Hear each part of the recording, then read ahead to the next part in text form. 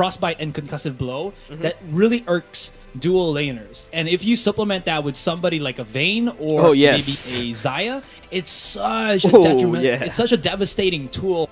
And Alliance, knowing this now, they have to have some form of counter. Alistar is still available, but at that point, would you really want to go for it? Honestly, I think it's still going to be good because you can still transition that Alistar from support to tank when the mid-game into the clashes happen. But for Alliance, it seems like they're going to put a lot more emphasis in selecting the Orianna, which also is not a bad option. Orianna has been a really big factor in these games. I think game number... Wait, let me just double check. Game number 2, Alliance was who picked up the Orianna. And game number 1, Impunity was the one who picked up the Orianna. Yeah. So it just boils down to, like I said, for the fact if you're going to go for the Braum, you're going to be putting a lot on sticking power, you see. You'll be able to stick with the Winter's Bite and Concussive Blows, land those strikes after another, stun that person, and you'll be able to stick as close as possible. And don't forget, with the Braum, with the Unbreakable, we'll be able to, destroy projectiles at the same time. So if if Impunity were to pick up that Braum and Alliance picked up that Ziggs, that's something that's not very fun because, the bombs are going to get destroyed. Whereas Orianna is a ball delivery system. It doesn't have to hit. It just has to be around there to activate that shockwave, to activate that slow. And that's something that Alliance immediately identified, picked up that Orianna. And after that, Camille was the second best choice, I would say, for Alliance because, Shinsekai loves a mobile, loves himself the mobile jungles as, immediately picked up the Camille. Whereas Impunity, they're going to go once again back into the Wukong. Hopefully this time it works. Hopefully. There it is, man. The Xayah picked up from Impunity's end. This is going to be pretty spicy to see because Alliance have yet to really choose their support and ADC. But it's good though, right? Because the thing that will happen now is Impunity will focus on getting their mid laner as well as their Baron lane.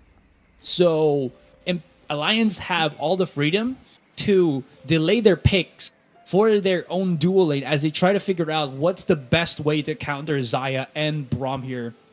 And it seems like the answer will be the Alistar and the Ezreal. I don't really see this as a true counter. It's more of like, I don't want to fight you, so I can always Arcane Shift away. I don't want to fight you. I can at least be able to absorb the damage because I'm an Alistar.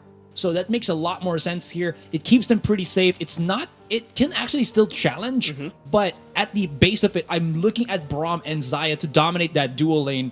So there's a lot more emphasis for Shinsekai, for Alliance here, to really put the pedal to the metal and focus on his ADC rather than going to the top side where it's going to be... I see what you did there, Scarlet Petal. It's going to be Fiora and... Actually, Rich hasn't picked any of his... But I'm looking at maybe an Akali here for... Oh, no, not Akali, but... Ziggs? I'm lost for words. Maybe it's going to be a Malphite for Rich. But anyway, Scarlet Petal is going to just be on a Fiora. Yeah, and, as an Ezreal, right? Not only you can, phase shift away if anything happens, I can phase shift towards you. Our sponsors that actually keep our world go round, esports world go round, of course. 100 Plus being the official beverage sponsor for the Icon series, organized by Eliphant, the official partner of Riot Games in Singapore. And of course, we've flexed and we've talked about the Secret Lab chairs that we're currently blessing our backsides on and our backs on. And it's just so comfortable and delivering, the most demanding of tournaments. Because, being a caster ourselves, we got to bring our A game. And, sitting on the Secret Lab chairs just will be able to, so that you don't get distracted by other things. You can focus on the game. And speaking about focusing on the game, we're entering game number 3. It's going to be very crucial for those junglers to get everything started. Quadrakill, he does not want any shenanigans whatsoever. Gets a quick map control with the wards being placed down. And Alliance, they don't put out any themselves. They're just making sure to spot where their opponents are by sheer vision. And what I like about this is they save the wards for a later time going deeper into this game, which would definitely be good because level 1 junglers don't do anything. Level 2 maybe, level 3 for a sure. And this is why you're seeing Alliance kind of save those utilities for a moment, just because they don't want to get ganked later on and they might not have their other ward up when the time comes. Yeah, and okay, fine, Cote d'Ivoire. When the next time we come over to Singapore, I'll give you 100 plus. But there you go, a bit of a trade right there. Barrier will be used by CWJ to keep himself an eye as he consumes that yummy honey fruit. But at the bottom side, it is Impunity, Scarlet Petal, and Rav pushing their lanes a little bit too far for comfort. It's a bit of a replay. But on the other side, for the side of Alliances there, remember it was Raven and Rich that has the bottom side priority. So Impunity, that Wukong is going to have a bit of a difficult time to engage into Alliance. But maybe that Wukong will be able to rotate towards the mid lane. But new eyes on that minimap though, by the way. Those junglers will mid at that scuttle. They knew, they just know. And they're still going to try to force something here. Alistar, rather Rich, had to flash away as he was in danger of getting stunned in. Shinsekai still wants to go too deep into the fight, and he might have bit off more than he can chew. He gets devoured by Impunity, and they get that first blood. Shinsekai, too deep, bro, too deep. Yeah, being forced to burn that flash, but albeit will lose his life for that, and immediately Impunity will be able to trade into that, rotate into that Rift Scuttlecrab, so that's gonna push that jungle advantage even further. And remember what we said, Impunity, they're slowly getting that steam. Alliance is their coal that toss in right into their furnace, and they'll be able to hopefully turn it into a win. A bit of a flash action coming in as Ezreal will be able to snipe down Scarlet Petal as well, but at the same time, a bit of scuffle as well as Rav will lose his life. So in terms of the gold lead, Alliance will be able to equalize that with a bit of a dragon lane priority, but at the same time though, jungling, Wild Boar already hits level 5, so he's probably going to look for that Cyclone, probably going to look for that engage. Cote d'Ivoire, he's had enough. CWJ, they're still in the same matchup here, but Cote d'Ivoire is looking more menacing. They're able to keep eyes on Shinsekai. Look how much wards there is on the river. 3 on the top side, double on the bottom. There is no way for Shinsekai to get a sneaky gank in. Yeah, there is no such thing as just enough words. Yeah. Gotta, I mean, you know what they say? Light. Gotta light up words, my world like vision. nobody else, right? True. Yeah, and it just boils down to, you know, Impunity, they have that vision game, and that's what makes Alliance a little bit hard to engage. If you notice how Shinsekai is very hard for them to engage, because they're probably keeping tabs on exactly where Shinsekai is, and, you know, this amount, the river for Impunity is lit up. If we actually talk about the Fog of War, you can see that river is probably lit up by the side of Impunity, but CWJ once again will be able to take down a bit of a fight happening for Cote d'Ivoire. Grand Challenge was issued though, but both sides hesitating just a little bit. So yeah, just more of a, hey, you dare come into me? I'll Grand Challenge you right now. If he does, he's going to be in a very, very difficult situation. Alliance is still able to get the 2 kills above Impunity after a bit of time, but there's not really much that big of a difference. In any case, though, as both of the solo laners do recall back into the base, you know that they're going to position themselves to try to contest this dragon, but already Alliance is here to the party. Wild Boar does have his ultimate, but they have to be very careful if CWJ is going to be there to set them things up with his ultimate. Unstoppable Force goes in, and they line it all back out, but Alliance is just too beefy, too good, and they're just going to utilize Raven to deal as much damage as possible. Scarlet Petal is in no man's land, and he's getting hit down by 2 bouncers, Cryo and Rich, and everything has fallen off to the side as Impunity is left with Swirled. He's running for dear life. Rich is trying to set things up, and there it is. The fadeaway jumper, but his bomb connects on the Ezreal. But at the end of the day, Impunity still lose the team fight, though they get the dragon. Yeah, so Impunity, they trade all this away just to get that Mountain Drake, right? Mountain Drake gives you better defense, gives you a bit of shield, so that's a-okay. But Impunity, they lost a lot. They pushed Alliance gold lead even significantly further, and the only way for Impunity to actually equalize that is to actually, you know, get at least the first turret. And Impunity going in for a lane swap. Both sides actually, in fact, going into a lane swap already. You gotta admit, Raven being able to burst down every single person that actually comes over with a Mystic Shot, Raven's aim is true. And that's something that Impunity has to pay respect to. Speaking of paying respect, there is none here as Wild Boar just goes in ham at Raven. He might have just gone too deep into the fight, but still able to reposition with his team. Both of the junglers now have their Guardian Angels, so they will be able to get that revive going in. But at the end of the day, it's still Alliance to win out this mini skirmish, and that Rift Herald is about to spawn in about 5 seconds, but they have to push out the wave. They have to make something happen. And speaking of things happening, CWJ, very threatening, does have Unstoppable Force if he wanted to dive in onto Quadrakill, but immediately the reposition and the retreat for Raven just to bait in Wrath and Scarlet Petal's oppression. Rich is right here. Yeah, and right now Impunity will be trying to chase down Scarlet, chase it down. Glacial Fisher going in as well as the knockups coming in. The Cyclone as well, driving the backline. This time around, Alliance a bit too low on the HP department, but I think it is the Alliance side that actually picks up that that Rift Herald. But you know what?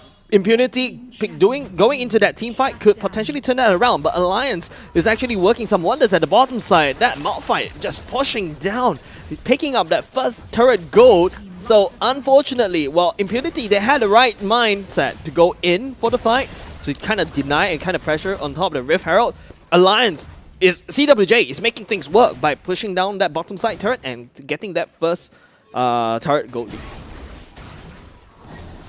That's something that is at least gonna be okay for Impunity here. They did not get the Rift Herald, but they did get that fight where every single member of Alliance was incredibly low. I think if Alliance had more HP there, they should have been able to win, because the only thing that Alliance really did not get there, they got the positioning down, they were able to rotate quickly enough in time. In any case, Quadrakill is just going to be in a world of hurt here if he's not able to reposition. He's incredibly low, and here comes Raven to finish things off, gets pushed in by the Malphite, or sorry, by the Alistar, and Rich will get obliterated as they are just deep diving into 2 turrets. It doesn't matter for Alliance here as the pressure keeps on rolling. Wild Boar, he wants to dive right in, but the disengage for Alliance is going to be true, and while all that was happening simultaneously, CBWJ is whacking on turrets. Yeah, CWJ is just creating so much space for Alliance, but okay, once again, that's the problem that I don't really like about Alliance. They're looking at the shop while they're actually backing off. Well, he is going to lose that life by Wild Boar, but it's almost the same thing that happened in game number 2 when, you know, Shin Shekai is actually backing off. You can see the lack of reaction going in. Alliance feeling a bit too comfortable in my opinion, but hey, we'll be able to give away a bit of a kill. Glacial Fisher coming in, but hey, it's just more of a warning shot, I would say. Maybe fearing the ball delivery system there, as both Alistar and Orianna was spotted into mid. Dragon has already spawned, but we don't have a clear advantage just yet. This big dragon, this big objective should really tell us who will tilt the scale for the moment, because it's been a tug of war, a back and forth match. It seems like Impunity will be able to clear out the vision here. Still get spotted by that cone, and I do like the mines. It's just going to stop everybody from coming outside of this entrance. Yeah, as Impunity initially, they are actually behind in terms of the gold, but with that additional turret advantage as well as that Drake, it's an Ocean Drake. So, and a Melted Drake as well being secured by them. Impunity is looking kind of strong, I would say, this time around, but here comes the engage as the cycle will be activated. Unbreakable, absorbing as many damage as he can, but Wildboar looking very low. GA will be proc. Raven chasing it down with a Mystic Shot. At the same time, CWJ will be able to chase down Swirl, but at the same time, Alliance also chasing down Rav. Mystic Shot lands on top of that Braum just to defend, and another snipe coming up from Raven. Will be able to snipe down Scarlet Petal as well, so that's going to be a good win for Alliance. Remember what I said, Impunity, they do have that advantage right now, but Alliance will be able to even that out for now. They're so quick to go on this trigger. CWJ, he's making so much damage, and Quadrakill is in the same predicament that he was in that previous game. There's just not much that he can really do in this fight, and he's running for dear life. Look at Riches on side here. They're flashing in. They're really committing to just chasing in Quadrakill, and they have every single right to do so, because this is 2 burly champions able to just go into the flimsy Fiora and take it all the way down. I love how he waited to activate that Glacial Fissure, and everything really falling into Alliance's end, Impunity do start things off. It could actually go into their side as Scarlet Petal is able to deal some damage, but as CWJ, the big boy bouncer for Alliance, joins in the fight. It's gonna be so bad. The wombo combo, the penta, or the triple boom, so to speak, will allow Alliance here to just deal so much damage. Scarlet Petal is running for dear life, and can Rich chase him into the base? Looks like that's going to be a no, but damage be done, and Baron be started. Yeah, Baron B started, but don't forget, Shelly is kind of a little bit distracted at the mid side, and that's going to give a little problem for the side Impunity. Very distracted right now. Alliance just creating so much space, because that Malphite is just split pushing uncontrollably, and Quadrakill wasn't able to react and wasn't able to actually take down the big chunky boy, big rocky boy at the same time. So the next point of contest would be around that Cloud Drake perhaps in the next couple of minutes, but Alliance, they have the Baron buff, and they probably will be able to translate that Baron buff into a few more turret lead, and of course with that turret lead they'll be able to exchange it into a better gold lead, and even hopefully an wide open base of Impunity. There's still a chance, you know, for Impunity to get back into this one. We're seeing the items that they have. There's one item advantage into each counterpart of Alliance here. They also have the Baron, and look at how ballsy Rich is just going to be there. And immediately activating his Unbreakable, and he can just absorb so much damage. And the big boy bouncer, CWJ, is once here to the side. He doesn't even need to threaten them with his Unstoppable Force. It's just pinches. It's just chip damage that's being used by Alliance, and they go in. It's going to be the final stand for Impunity. If they lose this one, they lose it all. And look at that. CWJ wipes everybody out with the rest of the team, and they're going to finish this off 12 minutes in. Alliance showed to us that they are the dominant team in this series. They're the ones who deserve to go into the grand finals already. Yeah, that... wow, that was a very... I feel like Alliance...